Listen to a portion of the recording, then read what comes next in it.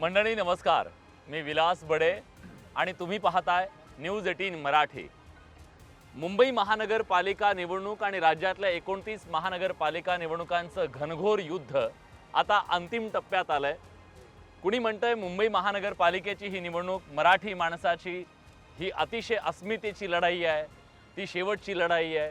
कोणी म्हणतंय ठाकरेंच्या अस्तित्वाची लढाई आहे, तर कोणी म्हणतंय की मुंबईची ही कायाकल्प करणारी अशी ही निवडणूक असणार आहे। पण ही निवडणूक नेमकी कशी असणार आहे हे आपल्याला समजून घ्यायचं आहे आणि अंतिम टप्प्यामध्ये या निवडणुकीमध्ये जे अतिशय महत्त्वाचा घटक असणार आहेत, शिवसेनेची महत्त्वाची जबाबदारी ज्यांच्याकडे आलेली आहे ते राज्याचे उपमुख्यमंत्री एकनाथ शिंदे आपल्या सोबत आहेत आणि ही मुलाखत घेण्यासाठी माझ्या सोबत आता आहेत न्यूज 18 मराठीचे संपादक मंदार फणसे सर। मला वाटतं सर नक्की खरं तर विलास ही एवढी छान जागा आता आपण निवडलेली आहे आणि मला वाटतं अलीकडेच हे सगळं काम सगळं झालेलं आहे आणि लोकांना खूप मोठा असा परिसर स्वच्छ सुंदर फिरायला मिळालेला आहे आणि हो हा अगदी म्हणजे नयनरम्य सगळं एकदम छान। कोस्टलचा जवळपास 170 एकरचा प्रोमोनाडचा एरिया आहे। 170 एकर आहे म्हणजे ह्या सगळ्या भागामध्ये खूप मोठ्या प्रमाणात कंजेस्टेड होतं तो भाग, रहदारी खूप मोठ्या प्रमाणामध्ये होती। रहदारी होती, आता मोकळं झालंय सगळं। आता मोकळं झालं आणि एअरपोर्टवरनं किती तुम्हीच तिकडनं आलात त्या बाजूनी मला असं वाटतं। हो मला वाटतं किती 5-7 मिनिटात 10 मिनिटात तिकडनं फिरायला पुण्याला कोस्टलमुळे। तर मला खरं तर हा प्रश्न विचारायचा आहे पहिला तुम्हाला की ज्या पद्धतीनं ह्या सगळ्या यावेळच्या निवडणुका सुरू झालेल्या आहेत याच्यामध्ये मुंबई वरती सगळ्यात जास्ती फोकस आहे आणि मुंबईबरोबर मला वाटतं की तुमच्यावरती फोकस जास्ती आहे। तुम्हाला चारी बाजूनी घेरलंय असं काही तुम्हाला चारी बाजूनी प्रेमाचा वर्षाव प्रेमाचा वर्षाव तुम्ही म्हणताय? प्रेम आहे की घेरलंय तुम्हाला काय वाटतंय? बघा, मी मुख्यमंत्री झाल्यापासून हा वर्षाव सुरू आहे। म्हणजे हे आरोप प्रत्यारोप टीका टिप्पणी टोमणे हे मुख्यमंत्री झाल्यापासून मुख्यमंत्री घटनाबाह्य आहे, सरकार घटनाबाह्य आहे, हे मुख्यमंत्रीपद जाणार, 8 दिवसांनी जाणार, सरकार पडणार, बसता उठता झोपता उठता स्वप्नात देखील एकनाथ शिंदे। त्यामुळे याच्यामध्ये मी काही जास्ती मनाला लावून घेत नाही। माझा फोकस मी ठेवला आहे कामावर, माझा फोकस ठेवला आहे डेव्हलपमेंटवर आणि माझा फोकस आहे माणसांवर, पब्लिकवर, की त्याला आपण काय देऊ शकतो। तर याच्यामध्ये माझ्या कामाची पद्धत आपल्याला माहीत आहे। मी सिंपल राहतो, सिम्प्लिसिटी, आणि माझा एक क्रेडिबिलिटी हा विषय हां, म्हणजे सिम्प्लिसिटी, ॲक्सेसिबिलिटी आणि क्रेडिबिलिटी। आणि मी मुख्यमंत्री होतो, चीफ मिनिस्टर, तेव्हा मी स्वतःला कॉमन मॅन समजायचो। याचं कारण काय, जेव्हा CM डोक्यात जातो किंवा पद कुठलंही, तेव्हा कॉमन मॅनच्या बरोबर असलेला जो काय कनेक्ट असतो तो थोडा कमी होतो आणि म्हणून ही काही मला ती आता सवय झाली आहे। कारण त्यांना वाटतं की हा सर्वसामान्य कार्यकर्ता, आमच्या पक्षामध्ये काम करणारा शेतकऱ्याचा मुलगा मुख्यमंत्री कसा होऊ शकतो, मुख्यमंत्री कसा होऊ शकतो? अरे का होऊ शकत नाही? बाबासाहेबांनी घटना लिहिली, त्याच्यात शेवटच्या माणसाला पण मोठं पद मिळवण्याची मुभा दिली आहे ना। मग मी माझ्या कार्यकर्तृत्वावर मुख्यमंत्री झालो आणि त्याचं त्यांना दुःख आहे, त्यांना जेलसी आहे। हा मला वाटतं तुम्ही आल्यानंतर हे उद्घाटन आम्ही केलं ना, हे लोकार्पण आम्ही केलं मुख्यमंत्री असताना। हे बघा, हे सीलिंग जो आहे तो जवळपास अगोदरच्या काळात, आमच्या मुख्यमंत्री पदाच्या काळाच्या अगोदर त्या सरकारमध्ये हे काम बंद होतं। का बंद होतं? कोविड होता। दुसरी गोष्ट, इथल्या कोळीवाड्यातल्या लोकांनी जे 60 मीटरचा स्पॅन होता त्यांच्या बोटी ये जा करण्यासाठी, ते म्हणाले आम्हाला असं केलं तर प्रॉब्लेम होईल, आमच्या बोटी आणि वादळ असतं काय, ते काय गाडी अशी नसते बाजूबाजूनी जाणारे, आम्हाला 120 मीटरचा स्पॅन पाहिजे। मग 120 मीटरचा स्पॅन पाहिजे तर जे मुख्यमंत्री होते त्यांनी कोणाची चर्चा केली असेल आणि ते होऊ शकत नाही असं म्हणाले। ते म्हणाले हे होऊ शकत नाही, आता ते सगळं बदलायला लागेल, त्याला खूप वेळ लागेल। मग मी जेव्हा मुख्यमंत्री झालो तेव्हा आयुक्तांना बोलवलं. मी म्हणालो हे आम्हाला करून पाहिजे, कारण शेवटी कोळीवाडा जो आहे भूमिपुत्र आहे, त्यांच्या बोटी आहेत आणि पावसात वादळ वाऱ्यामध्ये ह्या जेव्हा बोटी ये जा करतात, जो काय नेव्हिगेशन हेलकावत असतील हां. त्या तशा त्याच्या जो वाटेवर. याच्यामध्ये ज्या बोटी एकामेकावर आपटू नयेत, त्यांचं नुकसान होऊ नये म्हणून त्यांची मागणी होती. मी सांगितलं त्यांना मला हे करून पाहिजे. तुम्ही दुनियाभरची ॲडव्हान्स टेक्नॉलॉजी आहे जगामध्ये आहे, मागवा ना, काय प्रॉब्लेम आहे हे. आणि मग किती रुपये जास्त खर्च झाले? 100-125 कोटी रुपये. पण तो कायमचा प्रश्न सुटला ना, काम चालू झालं. माझ्या काळामध्ये एवढा जोरात बुस्ट आला त्याला. मी मॅनपॉवर त्यांना जास्त लावायला सांगितली, मशिनरी जादा लावायला सांगितली आणि तो रिकव्हरी केला तो टाईम. असं धडाधड निर्णय घ्यायला लागतात, असं घाबरून थोडी चालतं. पण निर्णय घेता घेता आरोप पण होतात, मग त्यामुळे तुमच्यावरती निर्णय घेतले, एकतर्फी निर्णय घेतले, तुमच्यावरती आरोप आहे. तुम्हाला काय त्याचं काही काही असं मला वाटत दुःख का? नाही. आपलं इंटेन्शन क्लिअर पाहिजे. स्वतःच्या स्वार्थासाठी कुठलाही निर्णय घ्यायचा नसतो.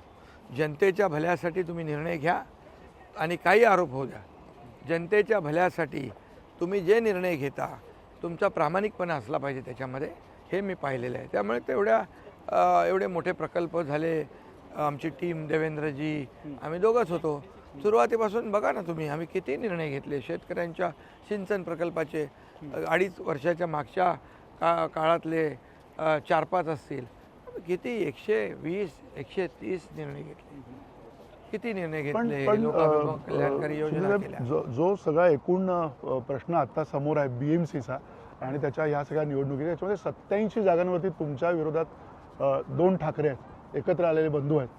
तुम्हाला असं वाटत नाही की हीच सगळ्यात मोठी खरी लढाई आहे? ठीक आहे, लढाई हे जे आम्ही करून ठेवलं आहे ना, हे सगळं मुंबईतले हे ब्रिज आहेत, अटल सेतू आहे, तिकडे कॉन्क्रीटचे रस्ते होत आहेत, सिवरेज ट्रीटमेंट प्लांट नाही बनवू शकलात तुम्ही 25 वर्षात.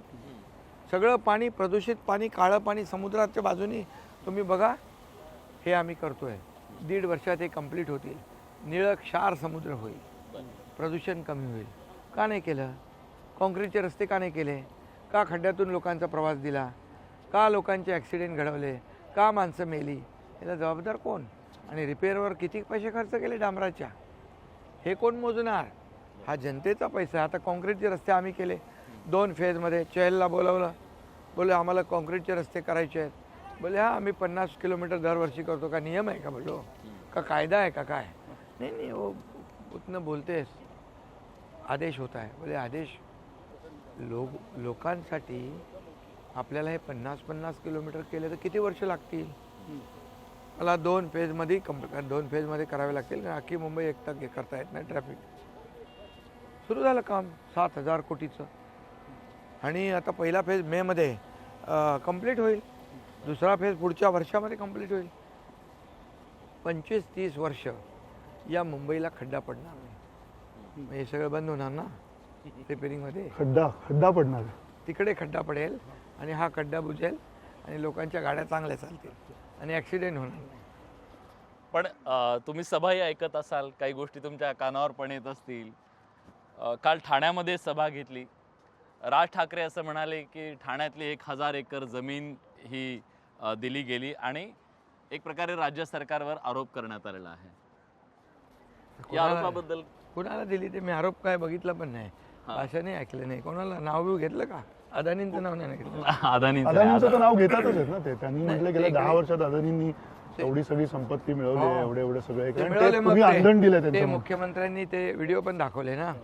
शेवटी राज्याचा विकास करायचा असेल तर कोण आणणार पैसे, कोण लावणार पैसे? हे तर तिकडे लंडनमध्ये लावतात, तिथं नाही लावत. मग उद्योजकच लावणार ना. आणि त्याचा व्हिडिओ मुख्यमंत्र्यांनी दाखवला ना.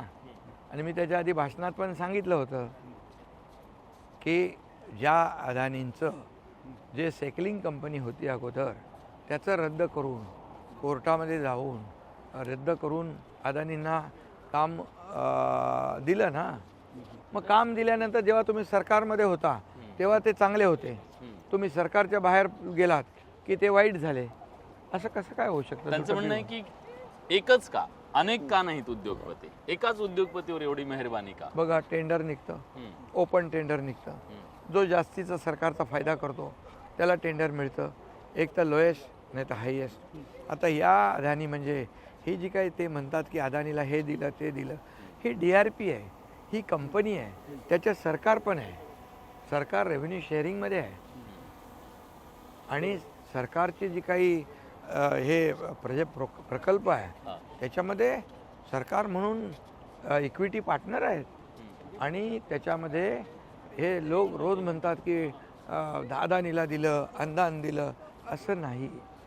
तुम्हाला सांगतो, यांनी अगोदर निर्णय घेतला होता त्यावेळेस फक्त पात्र लोकांना घरं देण्याचा निर्णय होता तो, फक्त पात्र. आम्ही सरकारमध्ये आल्यानंतर आम्ही म्हणालो पात्र अपात्र नाही, गेल्या अनेक वर्षापासून राहतात त्या सगळ्यांना घरं मिळाली पाहिजे. म्हणजे जे तिथे पात्र लोकांना घरं, पेरीफेरीमध्ये बाकी लोकांना घरं, पण 100% लोकांना घरं देण्याचा निर्णय आम्ही घेतला. का? त्यांनी दुसरी गोष्ट TDRवर बोलतात.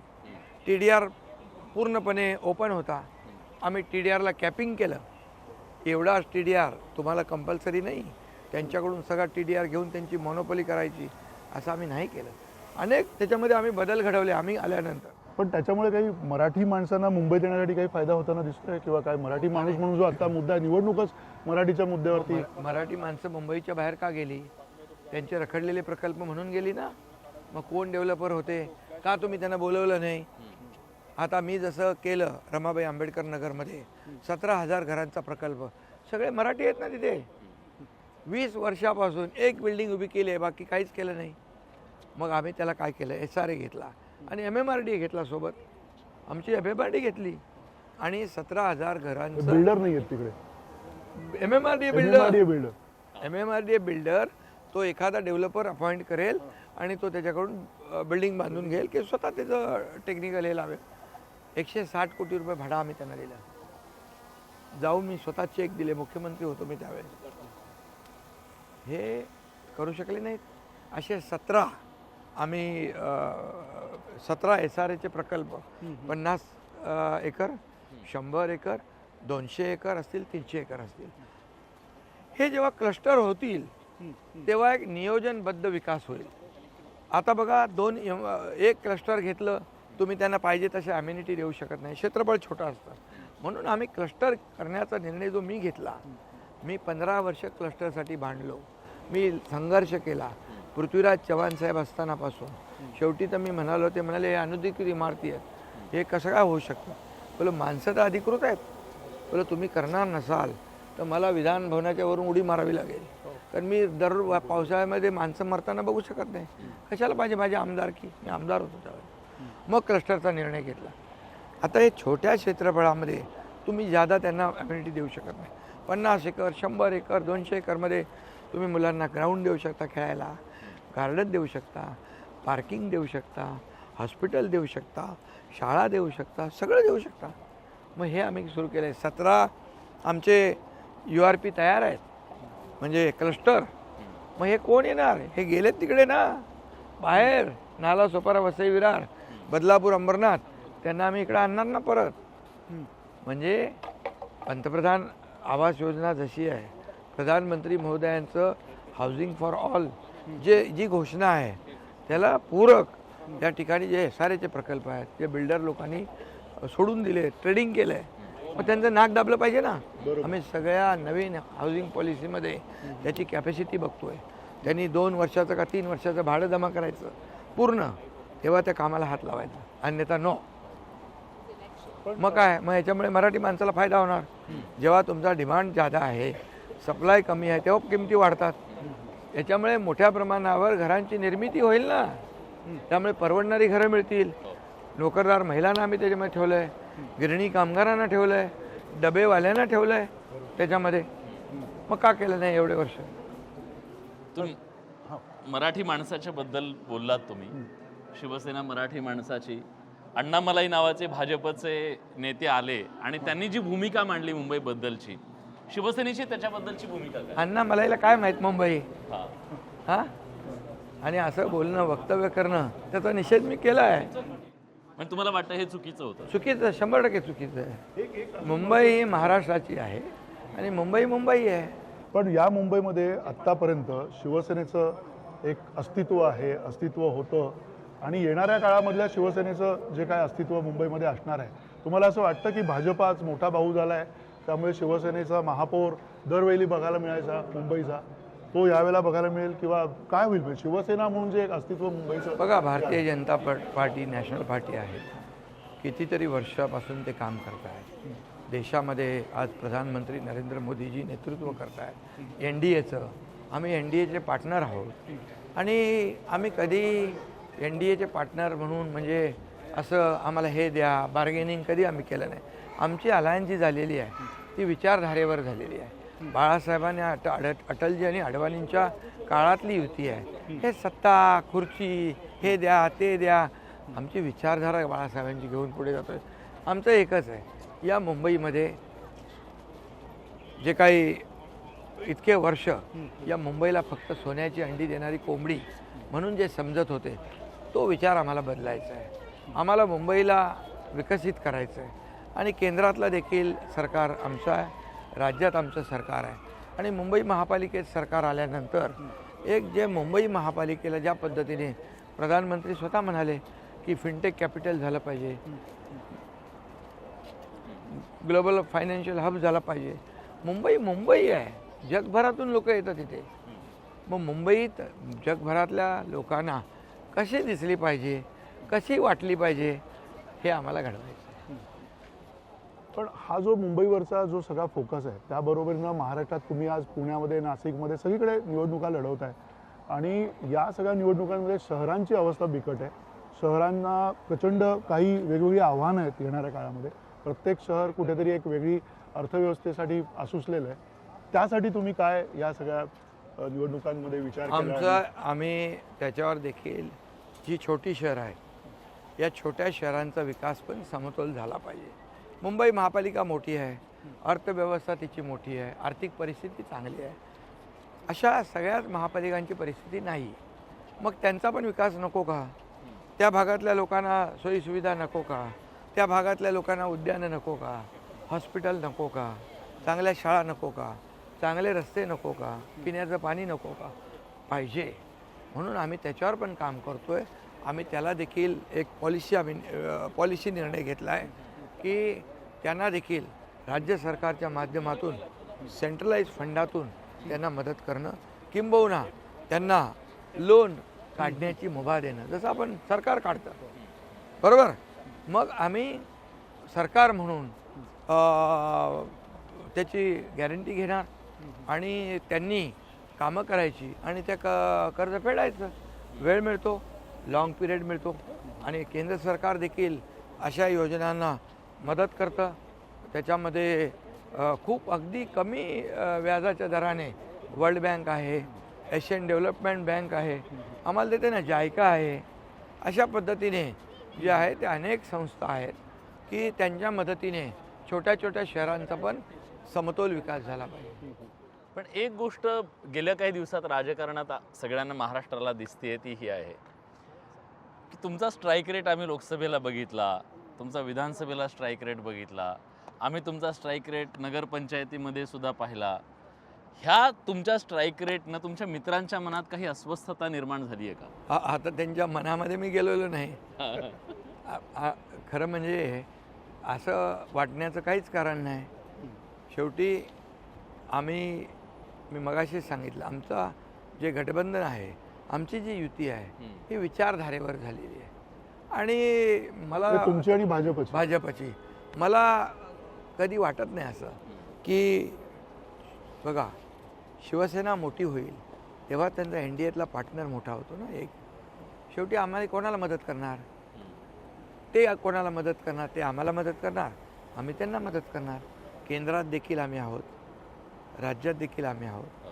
त्यामुळे आणि मोदी साहेब आहेत, आपल्या देशाचं नेतृत्व करत आहेत, त्यांना पण NDA मजबूत करायची आहे. NDA जे आहे त्यांच्या जे काही बोलण्यातून आम्हाला दरवेळेला जेव्हा एक बैठक घेतात तेव्हा त्यांना NDA मजबूत करायची आहे, त्याच्यावर त्यांनी फोकस. पण मग असं आहे का दिल्लीतल्या नेतृत्वाला एनडीए मजबूत करायचं पण स्थानिक पातळीवर काहीतरी वेगळा विचार आहे. मी थेट विचारतो, अंबरनाथ बद्दल मी विचारणार तुम्हाला. बघा, अंबरनाथबद्दल हां. जे काही झालं ती मी पण वाचलं असेल तुम्ही, ऐकलं वाचलं नाही, मी ऐकलं पण हां. पण ते चुकीचं झालं. हम्म. मग मी मुख्यमंत्री महोदयाने सांगितलं. ते म्हणाले माझे अपरोक्ष झालं आहे पण आपण दुरुस्त करू. बरोबर. तर त्या ती जे पण ते काही झालं नाही, तसं दुरुस्त नाही झालं. नाही, पण आम्ही दुरुस्त केलं ना. हा, तुम्ही दुरुस्त तुम्ही केलं. दुरुस्त म्हणजे कायमस्वरूपी दुरुस्त केलं. दुरुस्त केलं. त्याच्यामध्ये. पण हे सगळं असताना तुम्ही एकीकडे राष्ट्रवादी तुमच्याशी स्पर्धा करतोय, एकीकडे भाजपची पण स्पर्धा चालू आहे. एक प्रादेशिक पक्ष म्हणून, प्रादेशिक आवाज म्हणून, शिवसेना पक्ष म्हणून तुम्हाला असं वाटतं की तुमचं अस्तित्व त्या अर्थाने टिकून राहील किंवा त्यासाठी तुम्हाला अधिक जास्ती काहीतरी प्रयत्न करावे लागतील येणाऱ्या काळात? बघा, शेवटी भारतीय जनता पक्ष आमचा युतीतला पक्ष आहे, राष्ट्रीय पक्ष आहे आणि आज अनेक राज्यात त्यांची सत्ता आहे, केंद्रात सत्ता आहे, आम्ही त्यांच्यासोबत आहोत. त्यामुळे मला वाटतं की आता ज्या निवडणुका झाल्या राज्याच्या, त्याच्यामध्ये त्यांनी NDAला म्हणजे मित्रपक्षांना सोबत घेऊन निवडणुका लढवल्या आणि जिंकल्याही. आणि दुसरी गोष्ट, जेव्हा मोदी साहेब बोलतात त्यावेळी एक जाणवतं की आता त्या NDAला ताकद द्यायची आहे, NDAच्या मित्रपक्षांनाही ताकद द्यायची आहे, त्यांनाही मदत करायची आहे. श्रीकांत शिंदेला तर ऑपरेशन सिंदूरनंतर एक इंटरनॅशनल प्लॅटफॉर्म दिलं त्यांनी, अनेक डेलिगेशन दिले गेले, त्याचा लीड करायला दिलं. प्रत्येक प्रक्रियेमध्ये त्यांना इन्व्हॉल्व करतात शिवसेनेला. हा त्यांचा मोठेपणा आहे ना. त्यामुळे असं चिंता करण्याची काही आवश्यकता नाही. आपल्या कामावर आपला भरोसा असला पाहिजे, आपल्या कामावर. आणि तुम्हाला काम करून दिलं जात आहे, कारण तुमचे काही मंत्री त्यावेळेला म्हणत होते की आम्हाला या गोष्टी मिळत नाही आहेत, अर्थ खात्याकडनं काही हवी तशी मदत मिळत नाही. बघा काय असतं, सरकार आहे, 3 पक्ष आहेत, छोट्या मोठ्या काही गोष्टी होतात, परंतु चर्चेतून त्या सुटतातही. जेव्हा काय असं असतं मुख्यमंत्र्यांशी तुमच्या तिघांमध्ये तेवढी चर्चेचं वातावरण आहे. माझं तर चर्चा होते, मुख्यमंत्री मला फोन करतात, मी त्यांच्याशी बोलतो. कधी अजितदादांचं काय काम असेल ते बोलतात, माझं काय असेल तर. हा जो बिनविरोधचा प्रकार सुरू झाला, तुम्हाला वाटत नाही की तो गैर आहे एक प्रकारे? का? पद्धतीनं कशाबद्दल गैर आहे? सगळ्यांचं असं म्हणणं आहे की बिनविरोध कशा काय होऊ का शकतात? म्हणजे का नाही होऊ शकत? त्याच्यात धाक दाखवला जातो, पैसे दिले जातात. असं चालतंय का? तुमच्याकडे माणसं कॅन्डिडेट नाहीत, तुमच्याकडे कॅन्डिडेट प्रॉपर नाही आहेत. तुम्ही ऐन वेळेला कॅन्डिडेट तुम्ही शोधता आणि त्यांना AB फॉर्म देता, ते जातात फॉर्म भरतात, बघतात तिथं कोण उभे आहेत. हे पॅनल आहे, हे पॅनलच्या समोर आमचा तर काही टिकाव होणार नाही, कशाला हरायचं, विड्रॉ करतात. एकच माणूस राहतो, एकच माणूस राहिला तर बिनविरोध होतो. काल तर राज ठाकरेंनी काही माणसंच समोर आणली की त्यांना 5 कोटी 10 कोटी 15 कोटी अशा प्रकारची. ऑफर आल्या. हे बघा, आरोप आहे ना, आरोप करायला काय जात आहे हो? आपल्याच माणसांना बदनाम करतायत ना ते, आपल्याच माणसांवर अविश्वास दाखवत आहेत ना ते. खरं म्हणजे यामध्ये आरोप करण्यापेक्षा त्याचं नीट निरीक्षण केलं पाहिजे, आत्मपरीक्षण केलं पाहिजे. बाबा हे का झालं, कुठे आम्ही कमी पडलो, उमेदवारी देण्यामध्ये कमी पडलो का, उमेदवार मेरिटचा दिला नाही म्हणून का हे झालं. शेवटी बघा, निवडून यायचं असतं प्रत्येकाला. आता मी समजा एखादा पॅनल आहे, त्या पॅनलमध्ये 4ही उमेदवार स्ट्रॉंग आहेत. आता 4ही उमेदवार स्ट्रॉंग असतील तर तो माणूस तिथे उभा कशाला राहील, हरायला? हे पण बघा ना तुम्ही. आणि एवढे लाखो लोक आता माझ्याकडे येतात, शिवसेनेमध्ये येतात, जॉईन होतात, मनसेचे येतात, उबाटाचे येतात, काँग्रेस. इन्कमिंग चालूच आहे तुमच्याकडे. हे काय सगळ्यांना पैसे द्यायला काय माझ्याकडे काय टाकसाळ आहे काय? असं काय, असं नाही होत.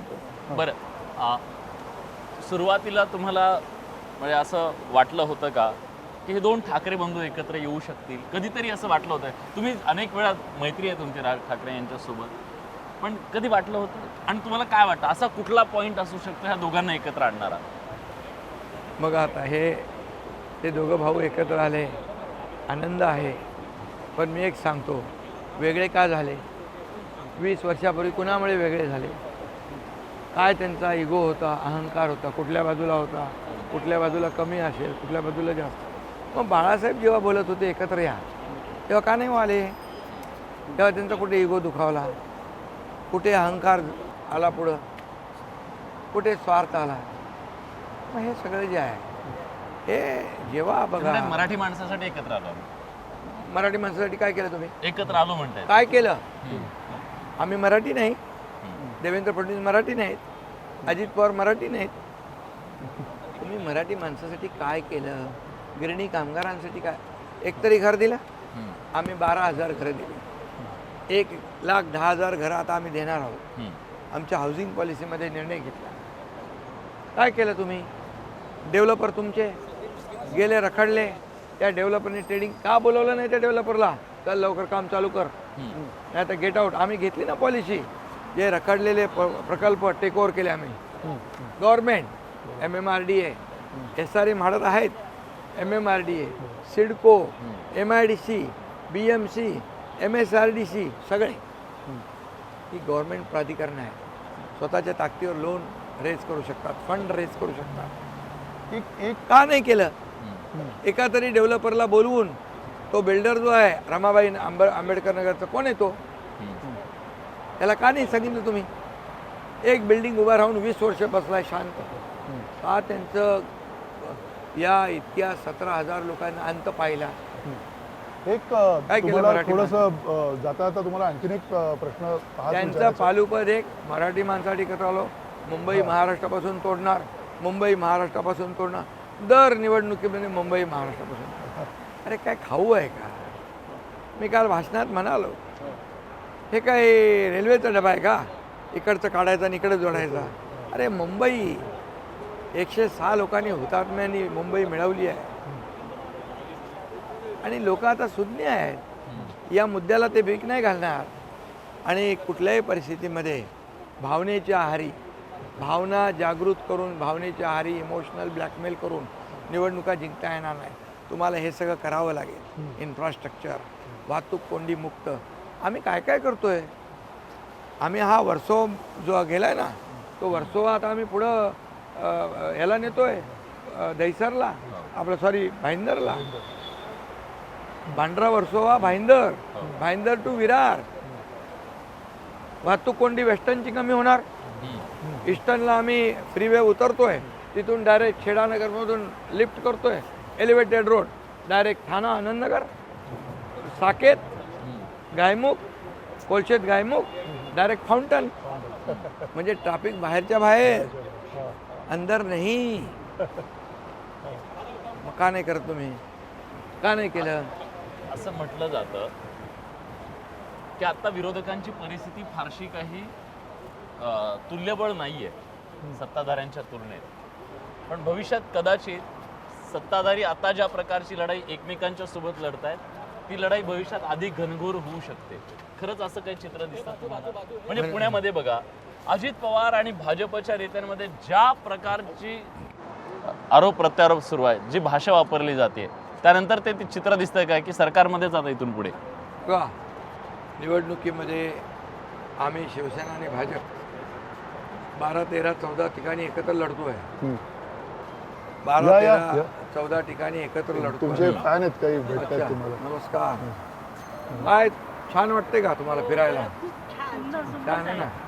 आता गार्डन होईल तेव्हा आणखी तुम्हाला छान वाटेल. पूर्ण मोठं गार्डन करतोय. तुम्हाला भेटण्यासाठी आम्ही धावत आलो. अच्छा, लाडक्या बहिणींचा तुमचा हे आहे. खूप खूप धन्यवाद. असंच आमच्या राशी आहे ठेवा आणि आमचा जरा विकास पण जरा कोळीवाड्याचा करा. बरोबर? कोळीवाड्याचा विकास होणार.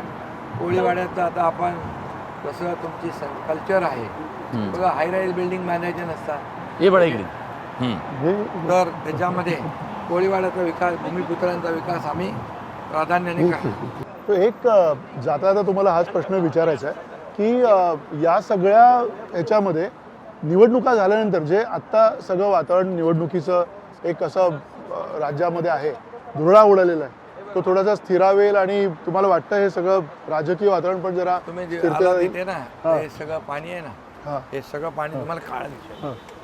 हां हे जेव्हा खाली जातं ना सगळं, हां हां त्यावेळेस इथे सगळा काळा पट्टा असतो. हां हां का हां इतके वर्ष का नाही तुम्ही STP गेले? करेक्ट. हां का प्रदूषित पाणी त्याच्यात सोडताय हां हां का? बरोबर. हां आणि रिडेव्हलपमेंटमध्ये रिडेव्हलपमेंटला विरोध का? अरे त्यांनी का खितपत पडायचं? हं, हं, घरातल्या त्या झोपड्यांमध्ये राहणारे लोक हं. हां आपण मात्र पुढे जायचं, बरोबर. बंगल्यावर बंगले बांधायचे आणि त्या धारावीतल्या लोकांना आतमध्ये तसंच ठेवायचं. गटार वाहत आहे, नाल्याचं पाणी वाहत आहे. हे विकास या मुद्द्यावरती तुम्ही यावेळेला निवडणूक विकास पूर्ण म्हणजे अरे विकास. केलंय ना आम्ही बाबा. हं, मंदार आम्ही जे केलंय ना, हे जे आज तुम्ही सांगतो ते कोस्टलचं क्रेडिट घेतात. हं, कोस्टलची एकतरी परवानगी त्यांनी आणली का केंद्रातून? हम्म. एकतरी राज्यातून आणली का? राज्य सरकार तेव्हा आम्ही युतीतच होतो ना. महापालिकेच्या परवानग्या देखील 2-3 वर्ष रखडल्या होत्या. मग केंद्रातून सगळ्या परवानग्या मिळवल्या. देवेंद्रजी मुख्यमंत्री होते आणि एक जो फंजिबल FSIचा फंड होता तो फंड जो 20-25 हजार कोटी त्याच्यामधून जनरेट झाले होते, तो अशा प्रकारच्या प्रोजेक्टना वापरण्याचा निर्णय पॉलिसी सरकारने कॅबिनेटमध्ये घेतली. मग तुम्ही कसलं क्रेडिट घेताय? बरं घ्या, चला. तुम्ही त्या मुख्यमंत्र्यांना साध्या त्या भूमिपूजनाला ते बोलवलं का हो? असं असतं का कुठं? आणि जेव्हा मी मुख्यमंत्री झालो 2.5 वर्षात धनार्दन हे काम बघितलं, किती स्पीडमध्ये गेलं. अटल सेतू झाला, मेट्रो तुम्ही थांबवली होती, मेट्रो 3 थांबवली, मेट्रो 2A थांबवली, मेट्रो 7मध्ये खड्डा स्पीड ब्रेकर घातला, तुम्ही आरे कारशेड थांबवलं. 10,000 कोटी रुपये वाढले. कोणामुळे? हे कोण भरणार? हा जनतेचा पैसा आहे. तुमचे सगळे जेव्हा आपण राज्याचे प्रमुख असतो तेव्हा आपल्या सगळ्या ज्या काही भावना असतात ते बाजूला ठेवायचे असतात. जनतेला काय पाहिजे ते द्यायचं असतं. मला काय पाहिजे, मला काय मिळालं यापेक्षा पब्लिकला काय मिळालं. आज पब्लिक बघा ना, त्यांच्या चेहऱ्यावर किती आनंद आहे. फक्त तिकडे नरिमन पॉईंटलाच होतं, आज किती मोठा प्रभादेवीपर्यंत गेलं जवळजवळ. बँड्रापर्यंत आलो.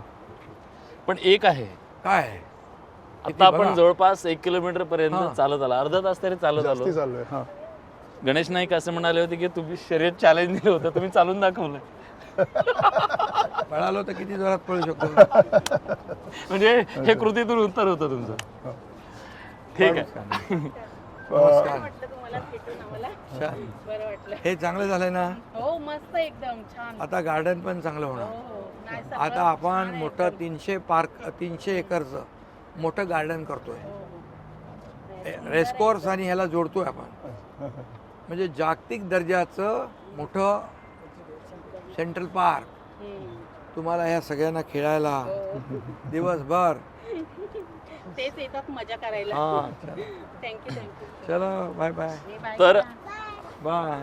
आज जेव्हा मुंबई महानगरपालिकेची राज्यातल्या 29 महानगरपालिका निवडणुकांची ही लढाई अंतिम टप्प्यात आलेली आहे, त्यानंतर या केलेल्या कामांच्या बळावर आम्ही मत मागतोय.